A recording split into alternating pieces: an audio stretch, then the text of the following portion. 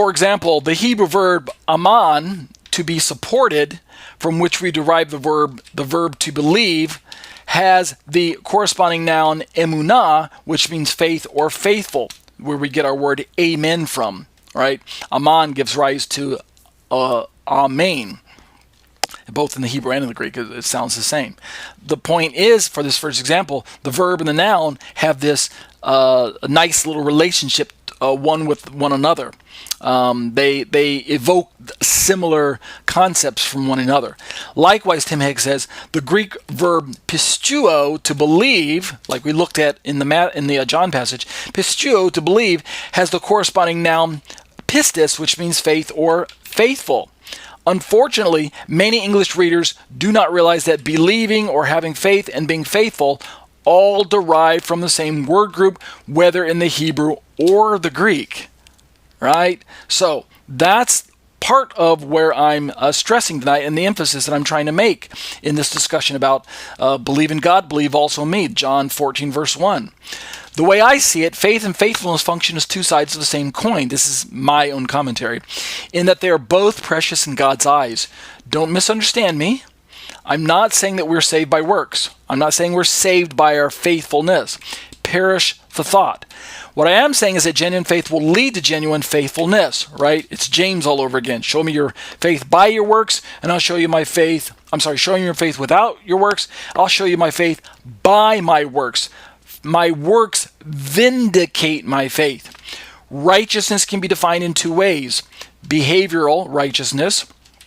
Oops, sorry about that. Let's try that again. Start right there. We have behavioral righteousness, which is actually doing what is right, and we have forensic righteousness, which is being regarded as righteous in two senses. The first one, A, is that God has cleared the person of guilt for past sins. That's righteousness in the forensic sense.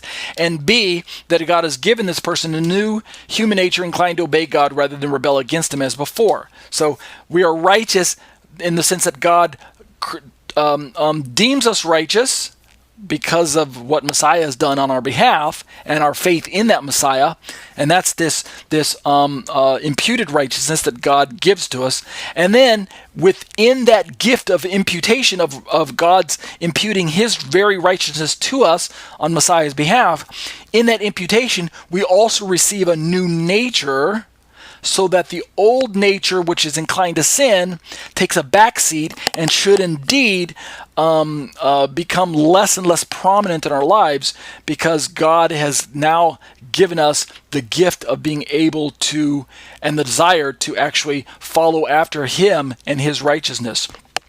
Millard Eckerson stated it this way, a Christian author. Sanctification is a process by which one's moral condition is brought into conformity with one's legal status before God. So understand how the two righteousnesses are working together. And so I have two paragraphs I want to read here, and I'll finish this part. And I think I will pick this up next week and make this a part 2. We'll see how this works its way out through the book of Galatians, and I'll take my Shema study time to look at this. Thus, our verse in Habakkuk is a fitting one for our study on faith and faithfulness. For indeed, this passage is a decisive verse for the Apostle Paul, both where he uses it in Galatians and in Romans. Here, the famous phrase, "the just shall live by faith," must be understood from the original context of Habakkuk to mean that the righteous person lives on the basis of his faithfulness.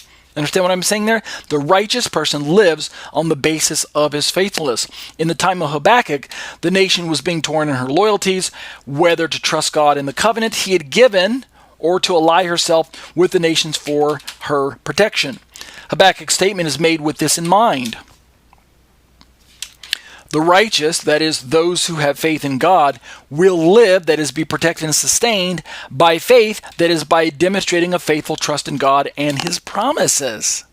You will demonstrate that you have genuine faith in God by maintaining your faithfulness to God through covenant obedience. It is this understanding of faith that Paul carries into the argument of Romans and is sustained throughout the book of Romans and Galatians as well. We'll stop there, and next week we'll pick up, I'll read this last paragraph here, and then I'll turn to the book of Galatians, and we'll continue looking at this through the lens of the idea of, you have faith in God? well, then you must have faith in me. We'll make it a two-parter this time. Very unusual. Yeshua says, let not your hearts be troubled in John 14:1. Believe in God, believe also in me. Yeshua uses the same Greek word to talk about believing in God. Pisteuo eis ton theon. Believe in the God, literally in the Greek. And kai eis me pisteuo. Believe also in me, or and in me believe. Believe in God, believe also in me. The also there is implied, or we could say it's and there are also in me believe. It's the same Greek word that we looked at earlier, Strong's number, here we go, Strong's number 4100, pisteuo. We're playing with this idea of pisteuo, the verb, and pistis, faith, or believing, or pistis, the noun, from which we get the verb pisteuo, the belief, or something like that, the believing. And we'll pick this up next week, but that'll do it now for our Exploring the Shema discussions on the issues of Trinity.